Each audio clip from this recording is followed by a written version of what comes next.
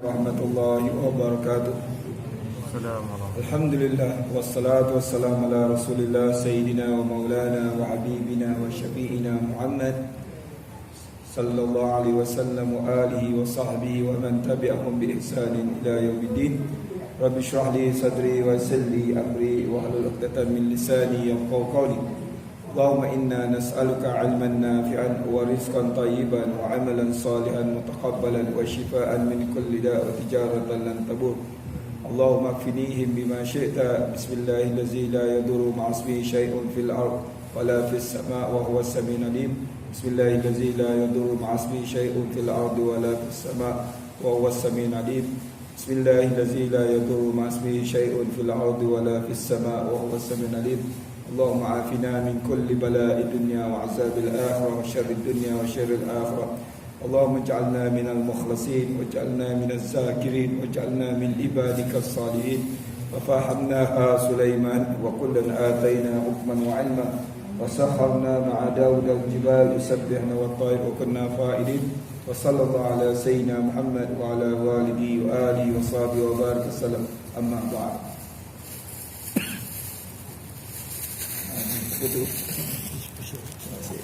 Alhamdulillah, syukur kita kehadrat Allah Subhanahu wa taala dan selawat serta salam kehadrat Nabi Muhammad khatamil anbiya wal mursalin. Insyaallah sebelum kita mulakan majlis ini, majlis kuliah Maghrib sempena kitab mensyarahkan kitab Syama'il Muhammadiyah, sama-sama kita hadiahkan Fatihah kepada Rasulullah dan para sahabat, tabi'in, tabi'at tabi'in, ulama amilin, ibu bapa kita, guru-guru, muslimin muslimat, mukminin mukminat sama ada hidup atau yang telah meninggalkan kita. Al-Fatihah.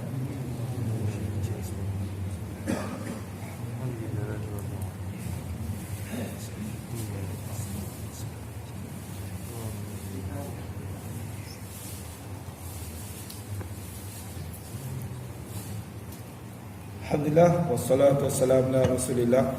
Allah Subhanahu wa taala berfirman di dalam Al-Quran surah At-Taubah ayat 18 ya. Innama ya'muru masajidallah man amana billahi wal yawmil akhir wa aqama as-salah wa ata az-zakah wa lam yakhsha illa Allah fa asa ulaika ay yakunu minal muhtadin. Sadaqallahul azim.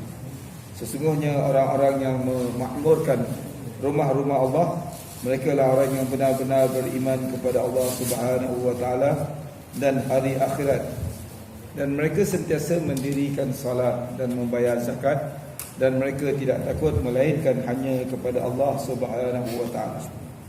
Itu juga kalau kita tengok di dalam Al-Quran, iaitu di dalam surah At-Taubah ayat 112 kan? Saya rasa semua pernah baca ayat ni. At-taibun al-abidun al-hamidun ar-raki'un as-sajidun al-amirun bil ma'ruf wan-nahun 'anil munkari wal hafizuna li hududillah wa basyiril mu'minin. Ayat ini kalau tuan-tuan pergi dekat Raudhah Nabawiyah, kita akan tengok ada mihrab Rasulullah. Tahu tak mihrab? Ini mihrab kan? Dekat situ ada tulis ayat ni di tengah-tengah. Dulu saya pun tak perasan sebab orang masuk kat Raudhah ni berebut kan. Sebab dia tak besar, tak luas kawasan dia. Jadi tak sempat nak baca apa-apa tulisan dekat Raudhah tu.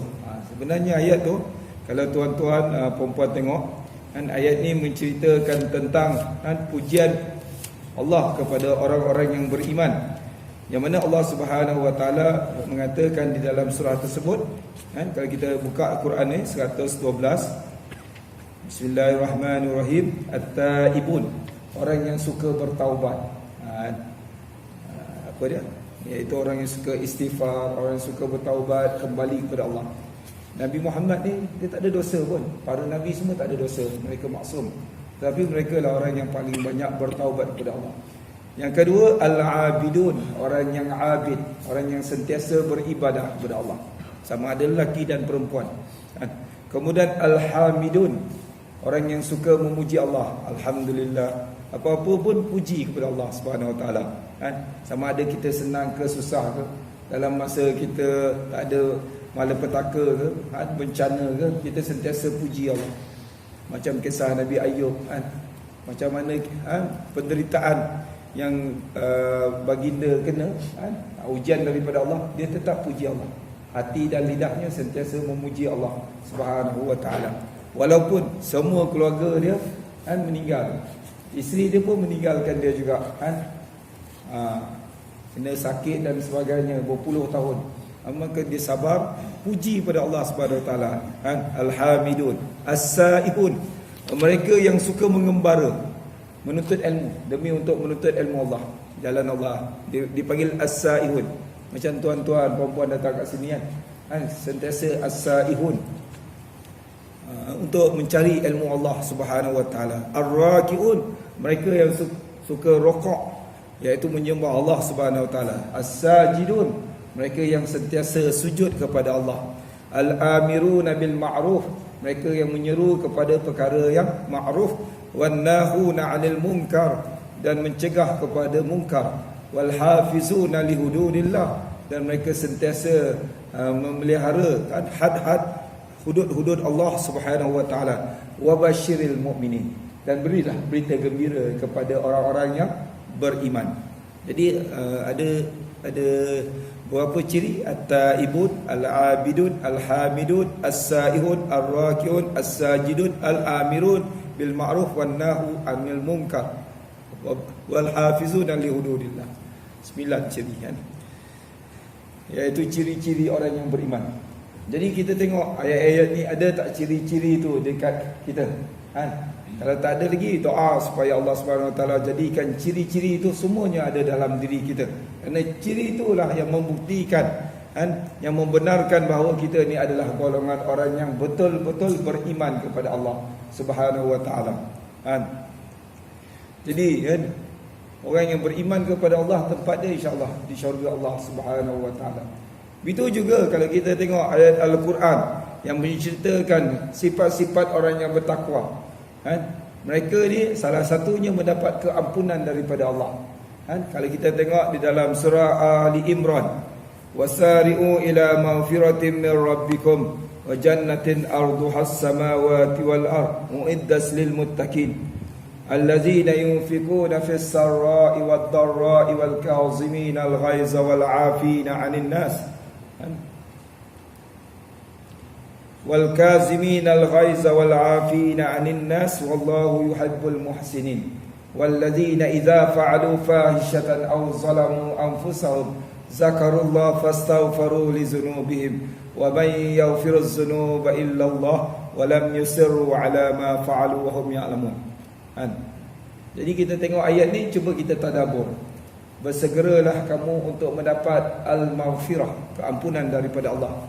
Yang mana mereka yang mendapat keampunan daripada Allah ni, syurga yang Allah berikan kepada mereka ni lebih luas daripada langit dan bumi.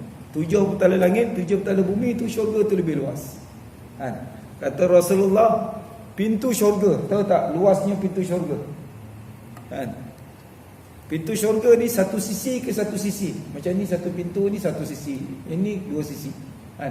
Berapa meter? 2 meter yang paling tinggi. Paling di situ mungkin 4 meter kan.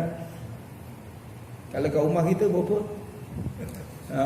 Mungkin paling tinggi pun 2 meter lah kita punya pintu. Kalau sliding door tu mungkin tinggi sikit lah, 5 ke 6 meter kan. Pintu syurga ni kata Rasulullah, daripada Mekah ke Hijr dan daripada Mekah ke Busra. Busra ni saya dah pergi dah, tempat Rasulullah mengembara untuk berniaga bersama dengan Abu Talib. Yang kisah dia berjumpa dengan Rahib Buhairah kan. Ada lagi tapak kaki Rasulullah di sana. Dah pergi tak? Tak pergi kan. Jauh kan. Dan istana apa ni, gereja Buhairah tu masih ada lagi. Tempat dia ibadah. Dan tempat Rasulullah punya unta, tempat Rasulullah tunggu tu, dia buat macam solat. Jarak dia daripada Mekah tu ke Busra tu. Busra ni terletak di Syam, Syria. 1272 km. Itu baru pintu kan. Kemudian Rasulullah kata daripada Mekah ke Hijr. Hijr terletak kat Bahrain. Bahrain tu 1272 km. Maksudnya daripada koordinat yang sama. Macam mana Rasulullah boleh bilang dan menganggarkan jarak dua tempat ni sama je. Mekah ke Hijr, Mekah ke Busra. Jadi dia orang sekarang kita dah ada satelit, kita boleh ukur daripada daripada satelit memang 1272 km, lebih kurang macam tu lah. Itu satu pintu. Belum lagi syurga tu. Allahu Akbar. Jadi Allah Subhanahu Wa Taala kata, ini salah satu mukjizat Rasulullah. Rasulullah beritahu dalam hadis. Jadi orang yang dapat keampunan daripada Allah, maghfirah ni, mereka ni mendapat syurga yang lebih luas daripada langit dan bumi. Nanti tuan-tuan buka ayat 133 surah Al-Imran. Yang mana disediakan bagi orang yang muttaqin, orang yang bertakwa kepada Allah. Antara ciri yang muttaqin ni, allazina yunfikuna fis sarra'i wad dharra. Tuan-tuan, puan-puan kena ada ciri ni untuk mendapat keampunan Allah, iaitu orang yang suka infakkan hartanya ketika susah dan ketika senang. Baru-baru ni saya pergi dekat Labu, orang kampung ni. Saya jadi pengungsi surau Asy-Syafi'i, ya. Kat sini sekarang ada pengimarahan menaik tarafkan surau. Jadi kita kena mengimarahkan surau-surau kita lah. Jadi saya beritahulah dekat saya punya grup kan, ada seorang tu, makcik ni, dia umur dekat 60 tahun ke 70 tahun. Dia jaga mak dia lagi 90 tahun. Dia ni asal kerja kilang. Dia infak ni, saya jumpa dia, terus dia bagi. Mula-mula dia nak infak 5,000, lepas tu 6,000. Dia tak kerja pun kan, tapi dia suka untuk apa? Melakukan infak. Ada duit dia infak. Subhanallah. Saya cakap, saya pun ada duit pun tak pernah lagi infak banyak tu.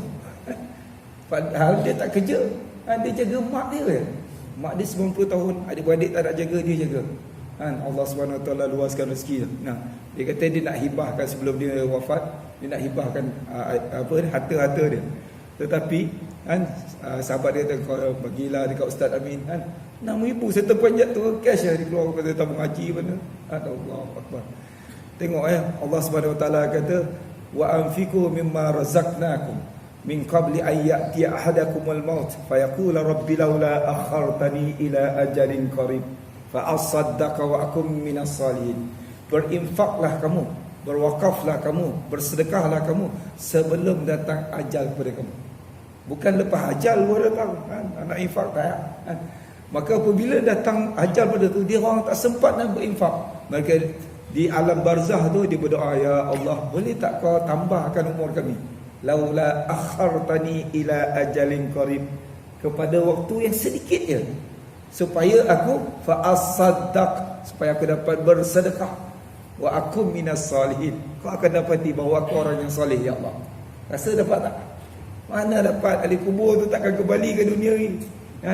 Jadi masa kita kat dunia ni, infak kat surau kita ke, musola kita, mana kita pergi kan. Contohnya kita pergi kat Selangor, kita pergi kat Johor Bahru, kita balik kampung kita kat Melaka, ada masjid masukkan duit. Amal jariah, dia akan berterusan. Jadi ciri-ciri orang yang beriman ni, atau yang muttaqin ni, allazina yunfikuna fis sarra'i wad dharra, iaitu suka yunfikun ni sentiasa, bukan dulu-dulu dah infak tak, sentiasa berinfak pada ketika senang dan ketika susah. Ada satu lagu kan yang kita pernah dengar, kalau aku kaya, kalau aku kaya. Saya tak kerti nyanyi lagu tu kan. Baru nak buat sedekah lah, baru nak tolong orang kan, tak ada. Bersedekahlah kamu sehingga kamu kaya. Saya nak kongsi satu ayat dah. Kalau tuan-tuan mau amalkan ayat ini daripada ijazah tuan guru saya. Nama dia almarhum Syekh Faiz. Baca sama-sama, inna haza la rizquna ma lahu min nafad. Sekali lagi, inna haza la rizquna ma lahu min nafad. Ayat ni maksudnya sesungguhnya rezeki di sisi Allah tidak putus-putus. Nanti buka Quran surah Sad ayat 54. Dan surah Sad ayat 54, setiap kali kita bayar bil, kita bayar iuran anak kita bagi duit anak kita masukkan minyak, kita bayar minyak kita bagi infak dekat saudara kita, guru kita, mak kita, adik-beradik kita, atau kita berbelanja lah, kita keluarkan duit, baca tu 7 kali. Kan? Baca tu 7 kali, insya-Allah apa yang Tuhan keluar Allah balas balik. Wa ma anfaqtum min khairin fa huwa yukhlifu. Apa yang kamu infakkan di jalan Allah ni, Allah akan ganti, dan ganti Allah lagi baik. Jadi siapa-siapa yang rasa nak diluaskan rezeki tu, amalkan ayat tu 7 kali. Kan? Hari ni belanja untuk masjid RM10, kan? Wakaf, baca selepas infak tu 7 kali. Inna haza la rizquna ma lahu min nafad, inna haza la rizquna ma lahu min nafad. Boleh faham tak ayat saya? 7 kali, kan? Derma untuk surau RM10, RM100, RM50, apa yang kita ikhlas, kan? Jadi allazina yunfiquna fis sarra'i wal dharra. Yang kedua, wal kaziminal ghaiz, mereka yang dapat menahan ketika dia marah. Orang yang paling kuat ialah orang yang bila dia marah dia dapat tahan sabar. Itu nama dia dalam Quran, wal kaziminal ghaiz. Kalau kita ni jenis panas baran, orang sini semua okey-okey kan, bukan jenis panas baran kan, semua okey, nampak jiwa tenang kan.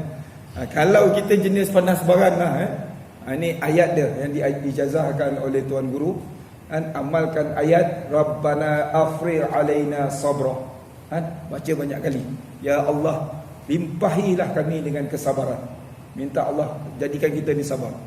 Sama-sama baca Rabbana afrigh alaina sabra, tuangkanlah kepada kami kesabaran. Orang yang paling kuat sabar Nabi ya. Tahu tak Nabi Muhammad macam mana dia punya ujian?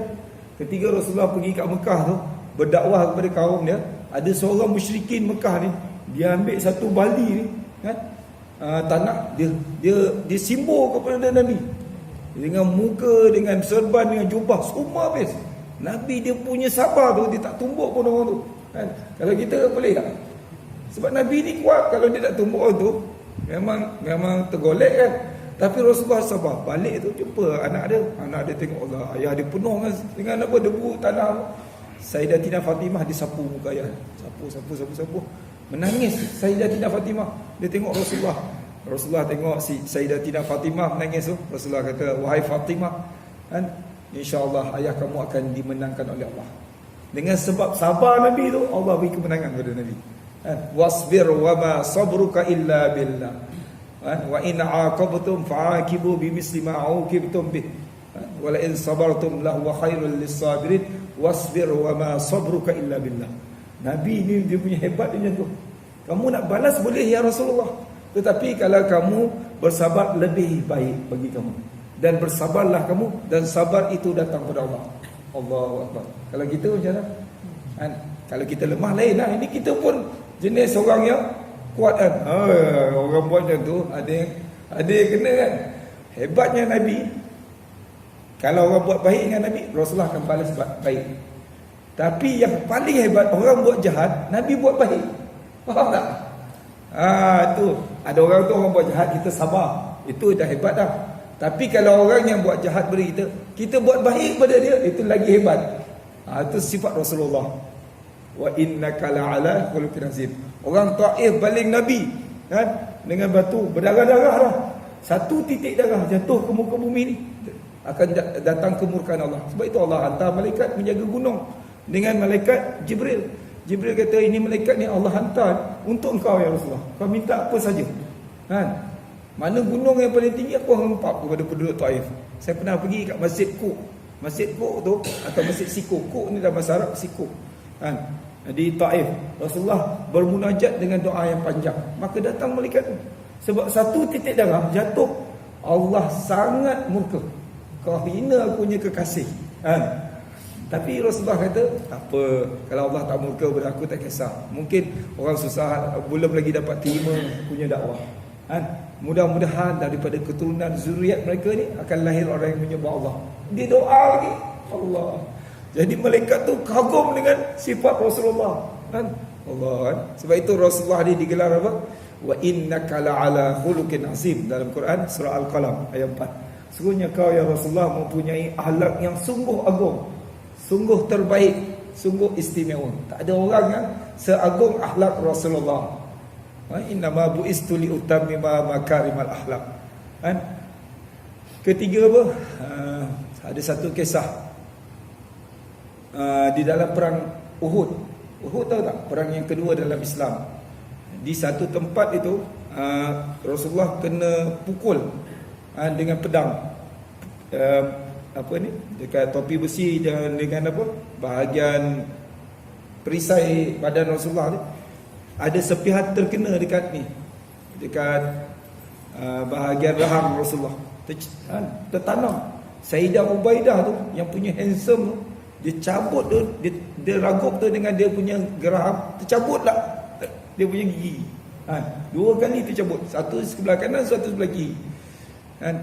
Kemudian sahabat kata, ya Rasulullah, kata Rasulullah, kalau ada satu titik darah yang mengalir pada diri aku, Allah SWT akan datang kemurkaan yang sungguh dahsyat. Kata Rasulullah, macam ni kau doakanlah mereka ni hancur ya Rasulullah. Kata Rasulullah, aku diutuskan bukan untuk menjadi seorang yang pelaknat. Subhanallah. Kalau Rasulullah angkat tangan ni, hancur. Tapi Rasulullah nak mereka ni masih lagi diberi kesempatan hidup dan kemudian beriman kepada Allah SWT. Salah seorang yang masuk Islam, Abu Sufyan, asalnya penentang Nabi. Ikrimah bin Abi Jahal. Ikrimah bin Abi Jahal, ketua komando perang dalam tu. Dia cakap, aku gunakan seluruh kekayaan aku untuk memusuhi kau ya Rasulullah. Bila dia masuk Islam tu, dia kata, ya Rasulullah, segala apa yang aku keluarkan untuk musuh kau ya Rasulullah, sama ada secara terang ke, secara zahir ke, secara senyap-senyap ke, secara zahir ke, secara batin, aku akan kembalikan balik. Ikrimah bin Abi Jahal, keluarga Rasulullah, sepupu Rasulullah. Tetapi akhirnya bila dia masuk Islam, kata ulama, tak ada satu dosa yang dia buat. Kemudian dia syahid dalam peperangan yang paling hebat, nama dia peperangan Yarmouk. Umat Islam 40,000 orang, lawan 400,000 orang. Di bawah komander pimpinan Khalid Al-Walid. Khalid Al-Walid dah ke belakang lah. Ikrimah dengan bapa saudara dia, dengan kumpulan muslimin ketiga itu serang balik, dan akhirnya umat Islam mencapai satu kemenangan yang hebat. Bayangkan 40 lawan 400,000.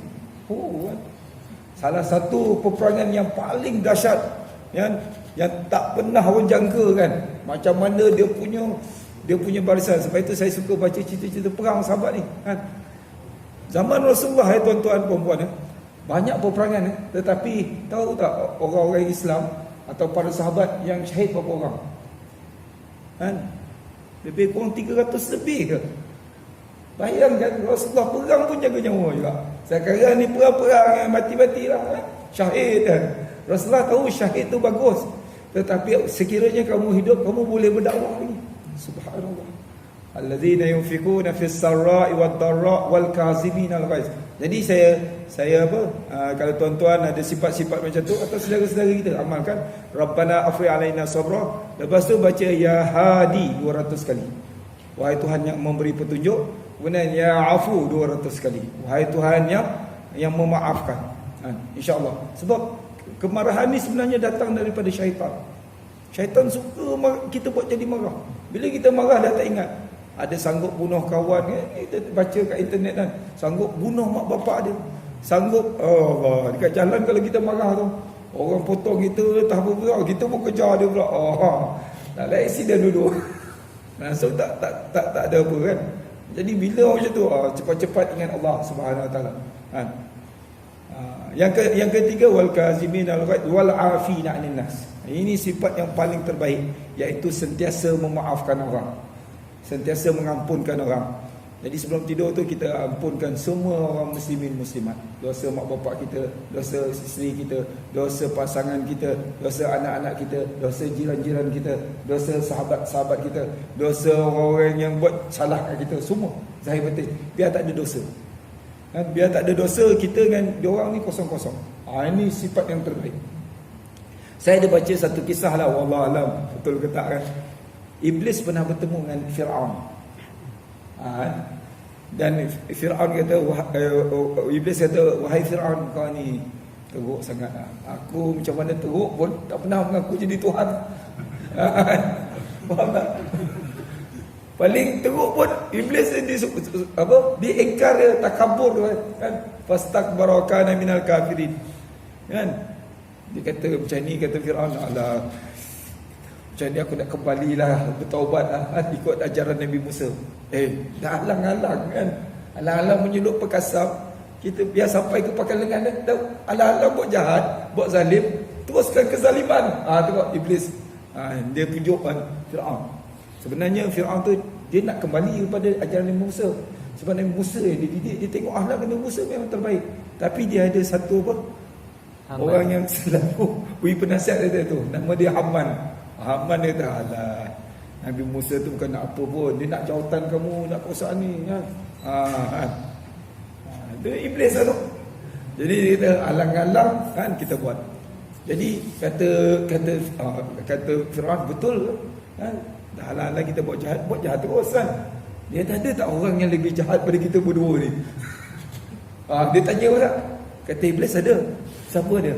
Orang yang apabila orang lain meminta maaf kepada dia, dia tidak memberi maaf kepada mereka. Kan? Maksud dia orang ni apa, contohnya orang buat salah, bang minta maaf lah, saya buat salah kepada abang. Kau siapa kan? Kau minta maaf kepada Tuhan tak? Salah ya. Kalau kita dosa dengan Allah, minta kepada Allah. Kalau dosa sama manusia, minta maaf kepada siapa? Kita curi buah dia, kan? Durian dia, kan? Contohnya kita kena minta maaf kepada Allah. Minta maaf kepada orang tu, kan? Jadi kau minta maaf kepada Allah tak? Minta maaf kepada dia, kan? Jadi siapa yang minta maaf kepada dia, kita berikan maaf. Tak kisah dia di siapa pun, kan? Kalau tidak boleh kita buat pada Firaun. Sebab itu dalam Quran sebut ada 3 ciri yang mana apabila kita buat, itu adalah ciri orang yang mendapat maghfirah atau muttaqin. Iaitu orang yang alladzina yunfikuna fis sarra, suka bersedekah, infak, amal jariah dan sebagainya, zakat dan sebagainya. Yang kedua, menahan marah, ketiga marah. Yang ketiga ialah orang yang suka memaafkan orang. Kemudian walladzina idza fa'alu fahisha, dan apabila mereka melakukan kesalahan, dosa dan sebagainya, au zalamu anfusahum, atau menganiaya diri mereka sendiri, kan? Fastaghfaru li dzunubihim, maka mereka ni cepat-cepat beristighfar kepada Allah, kan? Walam yusirru ala ma fa'alu wa hum ya'lamun, dan mereka tak kembali balik kepada perbuatan itu sedangkan mereka mengetahui. Subhanallah. Ada 4 ciri orang-orang yang muttaqin. Jadi kita kembali kepada kitab Syama'il Muhammadiyah ni. Hadis yang ke-berapa? Ke-13. Hadis Syama'il Muhammadiyah li Imam At-Tirmizi. Betul tak? Imam Tirmizi ni nama sebenarnya ialah Abu Isa Muhammad bin Saurah At-Tirmizi. Dia ni lahir di Parsi atau Iran sekarang ni, di satu daerah nama dia Tirmiz. Nama sebenarnya ialah Muhammad bin Isa bin Saurah. Dia dan beliau ialah anak murid kepada Imam Bukhari dan digelar Al-Hafiz, iaitu Sunan Tirmizi ni. Yang Hafiz maksudnya dia hafal 200 ke 300 ribu hadis serta dengan riwayat dia. Dan beliau adalah seorang yang sangat takut kepada Allah. Di usia tua dia sentiasa menangis kepada Allah kerana takutkan dosa dia sehingga dia buta. Padahal sepanjang hidup dia mengabdikan diri untuk menyebarkan hadis dan ayat-ayat Allah Subhanahu Wa Taala sepanjang hidup dia. Imam Tirmizi dia adalah anak murid kepada Imam Bukhari, dan Imam Bukhari ni kadang-kadang ambil hadis daripada dia. Dan beliau adalah daripada akidah sunnah wal jamaah pada mazhab Imam Syafi'i. Faham ya? Dulu Iran banyak Syafi'i, tapi apabila datangnya golongan-golongan Sabah ni atau Syiah ni, akhirnya mereka ni menyebarkan fikrah mereka. Sebab itu jangan ambil Syiah, sebab Syiah ni dia menolak sahabat Nabi. Dan propaganda mereka ni dia kata kita ikut sahabat-sahabat Nabi, ahli bait. Sebenarnya tak. 12 ahli bait yang dikatakan oleh Imam Syiah ni sebenarnya adalah ahli sunnah wal jamaah. Termasuk Imam Sayyidina Husain, Sayyidina Ali, Sayyidina Husain, Sayyidina Hasan, Sayyidina Ja'far As-Sadiq, Musa Al-Kazim ni adalah orang yang mengikut fikrah Ahlussunnah wal Jamaah, akidah yang benar. Tapi Syiah ni hanya apa? Simpatisme kepada mereka supaya orang-orang ikut ajarannya. Sedangkan apabila kita tengok ajaran Syiah menyeleweng dan terpesong daripada akidah yang benar, kerana mereka menghina sahabat Nabi dan tidak menghormati mereka, malah mereka melaknat sahabat Nabi. Sedangkan kata Rasulullah, jangan kamu hina sahabat aku. Sekiranya kamu ada emas sebesar Bukit Uhud. Bukit Uhud ni 6 km dia punya lebar dan tinggi lebih kurang 800 kaki.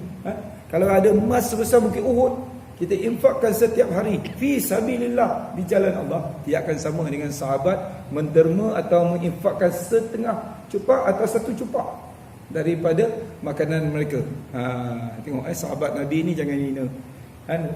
Apa-apa yang kita tak tahu pada sahabat Nabi, kita serah pada Allah Subhanahu wa taala. Kerana Allah Subhanahu wa taala berfirman dalam Quran, was-sabiqunal awwalun, dalam ayat surah At-Taubah, minal muhajirin wal ansar wallazina tabauhum bi ihsan radhiyallahu anhum wa radwan. Mereka yang terdahulu memeluk Islam, daripada muhajirin dan ansar seluruhnya, dan orang yang mengikut mereka dengan jalan kebaikan, Allah redha kepada mereka, mereka redha kepada Allah, dan Allah sediakan bagi mereka wa'addalahum jannatin tajri tahtal anhar, syurga yang di bawahnya sungai, khalidina fiha abada, selama-lamanya dalam syurga.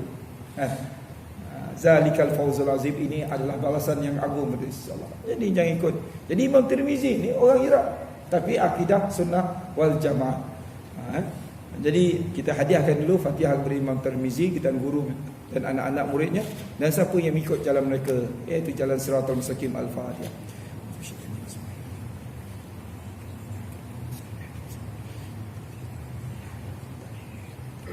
Betul tak? Hadisnya berapa? Yang ketiga apa? Pasal enggak cincin ke? Jauh tu. Jauh lah. Tak ingat lah. Dia tak datang tempoh hari. Okey, tengok hadis yang ke-8, hadis yang ke-12 dulu.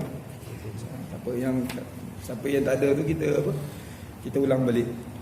Abu Hurairah berkata, kana Rasulullah sallallahu alaihi wasallam abyad ka'annama sighah min fiddah rajul sya'ri.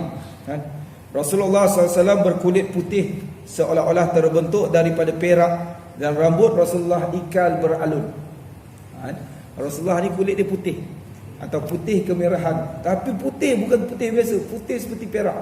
Maksud dia bersinar, cahaya daripada wajah Rasulullah. Rasulullah ni bukan saja wajahnya bercahaya, seluruh tubuhnya bercahaya.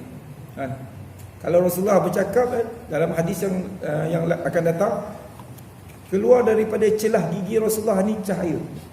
Bukan cahaya biasa, cahaya. Pernah dengar tak qasidah anta nurun fawqa nuri? Kamu adalah cahaya di atas semua cahaya. Sebab itu sahabat kata, aku tengok bulan, aku tengok Rasulullah. Aku tengok Rasulullah wajahnya lebih cantik, lebih indah, lebih hebat daripada bulan. Allah. Sebab Allah SWT nak jadikan Rasulullah ni sesempurnanya supaya orang ikut Nabi. Laqad kana lakum fi Rasulillah uswatun hasanah. Jadi hadis ni adalah hadis hasan.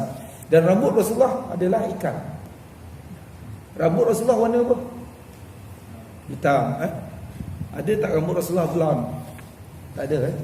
Sebab itu orang Melayu ni lahir-lahir rambut dia warna apa? Orang Melayu rambut hitam ya kan? Ada pun coklat perang sikit je lah Tapi ada yang sanggup blonde kan, purple kan rambut dia kan. Rambut orang Melayu ni banyak yang ikal. Tak payahlah nak jadikan kerinting lah apa, tak payah lurus kan. Pernah pergi tak kat Jepun dengan Korea kan? Saya tak pernah pergi Korea lah, tapi saya jumpa orang Korea ramai kan. Di Jepun saya duduk di sana 2 tahun setengah. Saya kerja di masjid kan. Dan di sana nama dia Masjid Darul Arkam. Bukan tempat Arkam Nama masjid dia Darul Arkam. Orang daripada India, Pakistan ni dia buat masjid Islamic society lah kat situ. Jadi orang Jepun kat situ, semua orang Jepun ni saya tengok rambut dia lurus Jadi orang Melayu rambut dia ikat. Pernah pergi dekat Mesir atau Afrika, rambut mereka banyak yang kerinting. Kalau Afrika seluruh lah kan. Jadi rambut Rasulullah tu antara tu, rambut yang paling terbaik, iaitu rambut ikal yang beralun. Jadi kalau rambut kita dah warna hitam, tak payahlah tukar-tukar kan. Kecuali kalau kita rambut kita ada hinai, ada uban, kita disunatkan amalkan sunnah Nabi pakai hinai namanya. Hinai itu ialah sunnah Nabi. Kerana bahan daripada hinai, dia boleh, kalau wuduk boleh kena kan. Kalau kita nak mandi wajib pun boleh kena. Tapi pakai pewarna-pewarna ni, walaupun kandungan dia halal, tetapi bila kita pakai, ditakuti tak kena air. Jadi rambut Rasulullah yang cerita kat sini adalah rambut rajilah sya'ri, rambut yang ikal. Hadis yang ke-13, Jabir bin Abdullah mendengar Rasulullah SAW menyatakan, urida alayya al-anbiya fa idza Musa alaihi salam darbun minar rijal ka'annahu min rijali shanu'ah wa ra'aitu Isa ibn Maryam alaihi salam fa idza aqrabu man ra'aitu bihi shabhan Urwah bin Mas'ud wa ra'aitu Ibrahim alaihi salam fa idza aqrabu man ra'aitu bihi shabhan sahibukum ya'ni nafsah wa ra'aitu Jibril alaihi salam fa idza aqrabu man ra'aitu bihi shabhan Dihyah. Ini ialah hadis yang diriwayatkan oleh Jabir. Pernah dengar tak hadis ni? Kata Rasulullah, aku diperlihatkan kepada semua Nabi. Rasulullah kenal tak semua Nabi ni? Okey, Nabi ni jumlah mereka seramai berapa orang? Siapa tahu? 200,000. Pak, Nabi yang kita wajib percaya 25 kan? Ya, Allah ciptakan Nabi Adam sampai Nabi Muhammad ni ada berapa ramai? 124,000. Nabi Muhammad kenal tak mereka ni? Kenal lah. Mestilah kenal. Kan dia Sayyidul Anbiya wal Mursalin. Dia adalah penghulu Nabi dan Rasul. Imamul Anbiya wal Mursalin. Rasulullah ni jadi imam, yang Nabi-Nabi lain jadi makmum. Ketiga peristiwa Isra'. Isra' tu Rasulullah berada di Masjidil Aqsa, Rasulullah jadi imam. Tempat Rasulullah jadi imam tu ada lagi kat situ. Saya dah pergi sana. Tahun 2015 atau 2016. Jadi Rasulullah jadi imam, Rasulullah kenal semua Nabi. Rasulullah tahu nama-nama mereka. Hebat tak Nabi? Bila akhir zaman nanti Rasulullah kenal umat dia pula. Umat Nabi berapa ramai? Sejak Nabi Muhammad sampai akhir zaman tu, siapa yang mengucap asyhadu an la ilaha illallah wa asyhadu anna Muhammad Rasulullah, dia mati dalam iman dan Islam, dia adalah umat Muhammad. Okey tak? Ramai tak? Ramai. Jadi Rasulullah kenal umat dia macam mana? Daripada kesan wuduk para muhajjalin. Sebab itu kita amalkan wuduk. Pergi kerja amalkan wuduk. Siapa yang selalu kerja naik motor, cuba angkat tangan. Saya pun sama. Sebelum naik motor tu amalkan wuduk. Bila kita ada wuduk tu, malaikat jadi kita punya bodyguard. Tahu tak? Sebab itu orang cakap rahsia naik motor tu kena ambil wuduk dulu. Lepas tu baca Al-Fatihah. Kereta boleh lah. Kereta pun lagi bagus. Apa? Pergi apa? Kalau merempit merempit jangan. Saja-saja merempit di masjid okey. Dia rahsia ambil wuduk ni, Allah SWT kawal kita. Dengan malaikat-malaikatnya. Nak pergi kerja. Kalau kita berwuduk dalam keadaan kita makan, sebelum makan dan selepas makan ada wuduk, makan itu jadi lagi barakah. Kalau kita tidur ada wuduk, sepanjang tidur kita tu dikira zikir. Sampai kita bangun. Kalau kita pergi mana-mana kerja ke ada wuduk, sepanjang itu dikira zikir di sisi Allah Subhanahu Wa Taala. Kalau kita naik motor atau kereta atau kapal terbang, Allah Subhanahu Wa Taala pelihara kita. Okey, jadi dipamerkan kepada aku, kepada semua para nabi. Fa idza Musa alaihi salam, kata Rasulullah, Musa alaihi salam ini dia daripada Bani Israel. Muka dia seperti lelaki daripada suku Shanu'ah. Suku di Mesir lah ya. Aku melihat Nabi Isa alaihi salam. Nabi Isa ni akan turun pada akhir zaman untuk bantu Nabi Muhammad dan umat Nabi Muhammad. Iaitu dia akan baginda akan bunuh Dajjal dan mematahkan palang salib dan membunuh semua babi-babi. Jadi Nabi Isa ni dikira sebagai umat Nabi Muhammad. Jadi rupa Nabi Isa bin Maryam ni seperti sahabat Nabi, nama dia Urwah bin Mas'ud. Putih kemerahan. Jadi Rasulullah jumpa Nabi Isa ketika peristiwa Mi'raj Rasulullah di langit yang kedua. Jumpa Nabi Adam, lepas tu jumpa Nabi Isa, dan langit yang lain, dan nabi-nabi yang lain. Dan aku melihat Nabi Ibrahim alaihissalam, wajah dia seperti wajah aku, iaitu sahabat kalian ini, iaitu Rasulullah SAW. Maksud dia, yakni nafsah. Nabi Ibrahim ni siapa dia? Keturunan Rasulullah.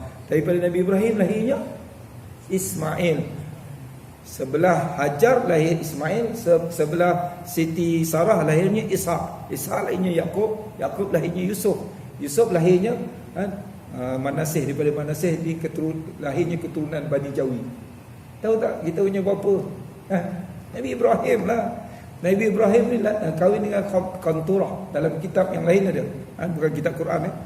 Kitab Qanturah ni lahirnya 6 orang anak. Daripada anak tu lahirnya keturunan-keturunan yang hebat-hebat. Kita daripada keturunan Nabi Ibrahim. Sebab itu saya jumpa ada satu datuk tu, dia buat pengajian, bangsa Melayu atau Bani Jawi ni dia tak pernah menyembah selain daripada agama Hanif atau agama Tauhid. Sebab itu tak jumpa pun sembahan-sembahan orang Melayu daripada patung-patung, tak ada. Cuma orang Melayu ni bila tak ada Nabi dan Rasul, nak lama kan, mereka ni ada yang yang menganut animisme.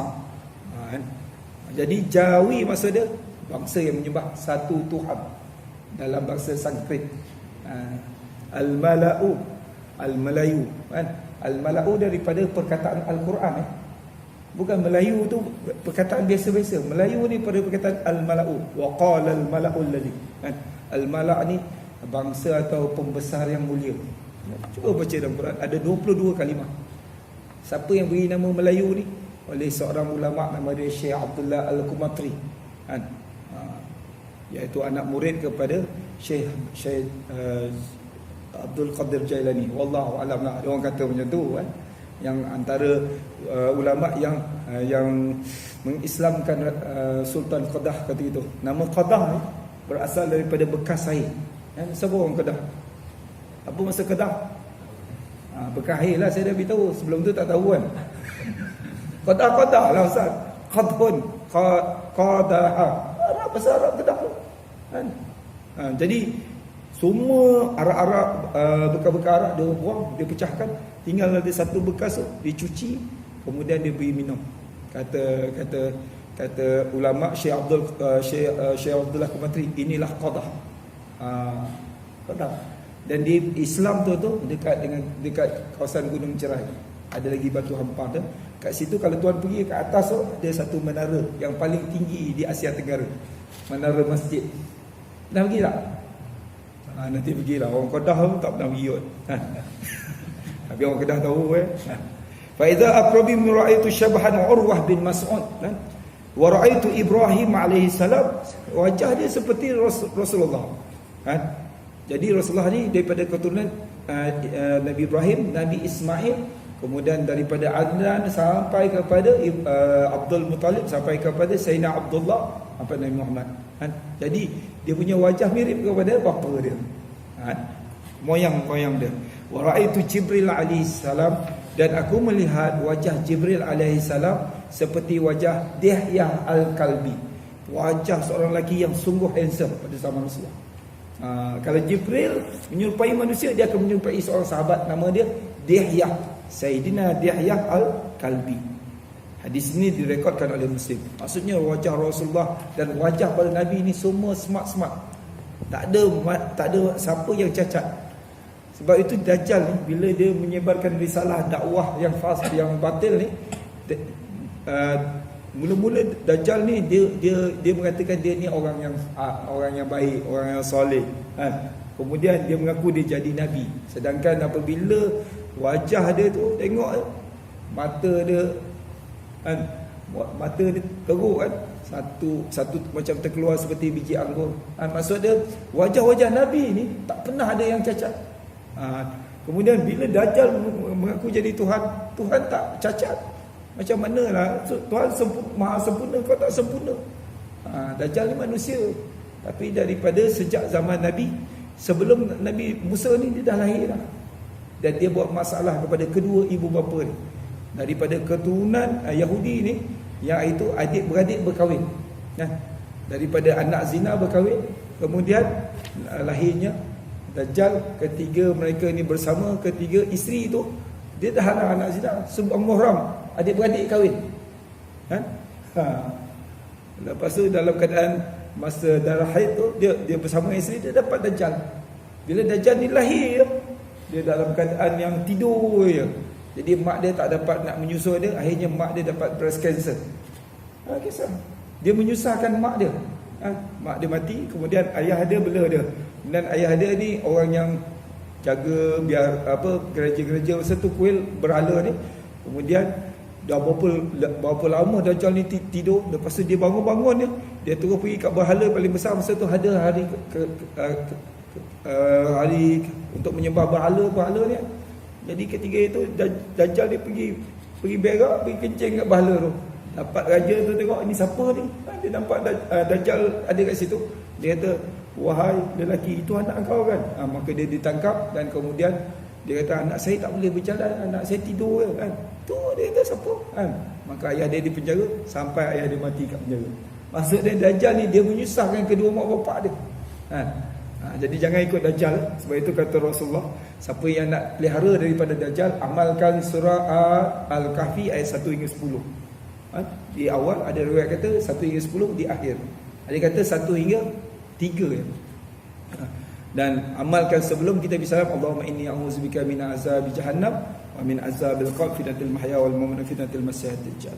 Dan hadis yang ke-14, Sa'id Al-Jurairi berkata, aku mendengar Abu Tufail berkata, ra'aitun nabiyyu sallallahu alaihi wasallam wa ma baqi ala wajhil ard ahadun ra'ahu ghairi qultu sifli qala kana abyad malihan muqassadan.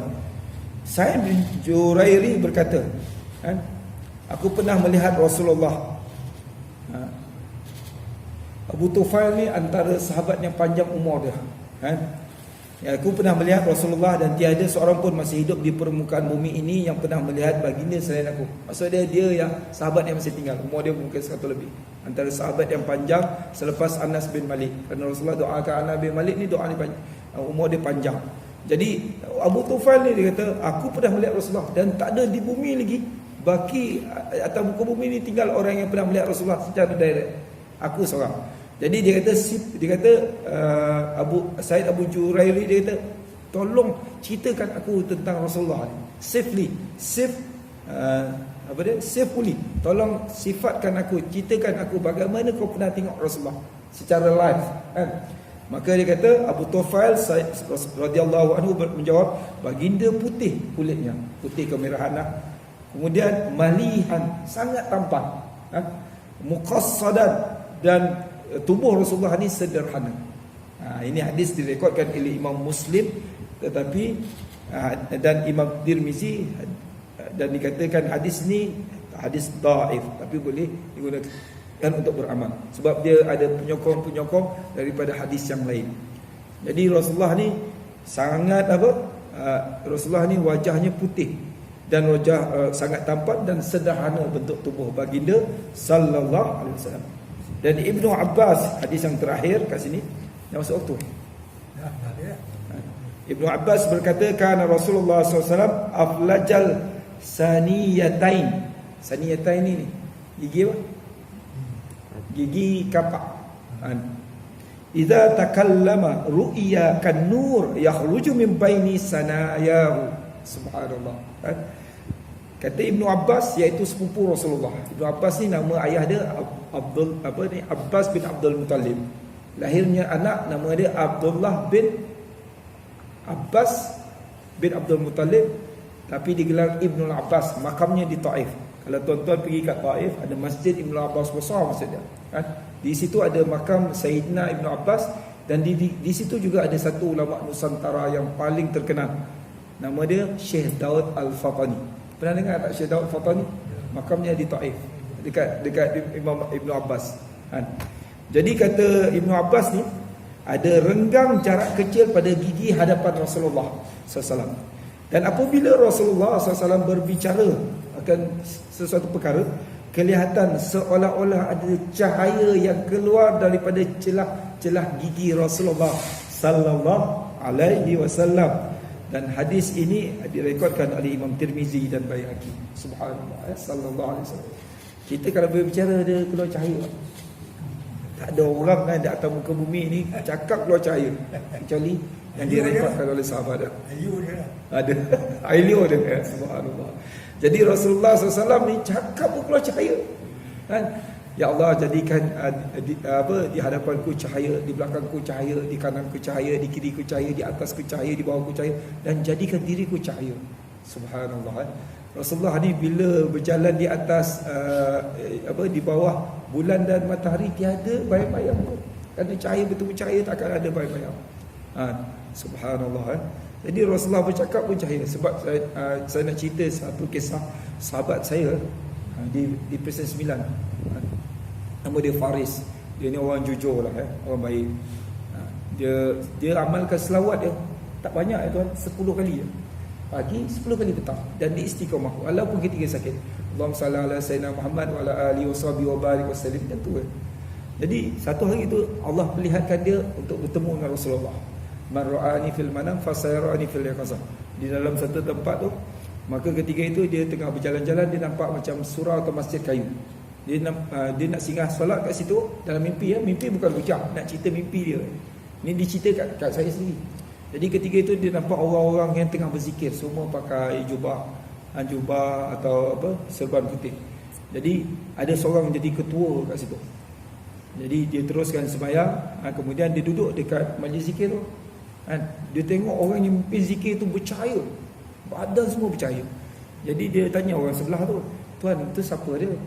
Maka orang tu cakap, "Itulah Rasulullah." Dalam mimpi ya. Maka dia cakap subhanallah, dia terpejam mata tu. Ketika dia buka, dia tengok Rasulullah ada sebelah dia. Dia duduk sebelah Rasulullah tu. Kemudian dia minta izin, "Wahai Rasulullah, aku nak jemput isteri aku kan. Jemput isteri aku sebab isteri aku tengah kerja." Ingat bini tu kan. Dalam mimpi, baik betul kan. Jadi ketika itu kata Rasulullah, "Silakan." Ketika Rasulullah buka mulut tu, dia nampak cahaya. Subhanallah. Allahumma salli ala sayyidina Muhammad. Dan kemudian dia minta izin tu, dia dia jalan ke belakang sebab sahabat-sahabat ni dia tak pernah membelakangi Rasulullah. Kan? Jalan belakang, kemudian sampai tak nampak lagi Rasulullah, baru dia dapat jalan maju ke depan. Macam tu. Dalam mimpi pun beradab ya tuan-tuan. Kan? Tapi dia kata, "Ya, aku tak ada ingat pun nak minta doa ke apa kan. Atas apa yang Allah SWT izinkan. Man ra'ani fil manam fasayarani fil yaqazah. Apa yang lihat Nabi ketika tidur sebenarnya dia melihat Rasulullah ketika jaga. Nanti insya-Allah ada masa saya akan cerita tentang mimpi yang Rasulullah. Wabillahi taufiq wal hidayah. Assalamualaikum warahmatullahi wabarakatuh. Kita tengah menceritakan tasbih kifarah dan surat al-asr.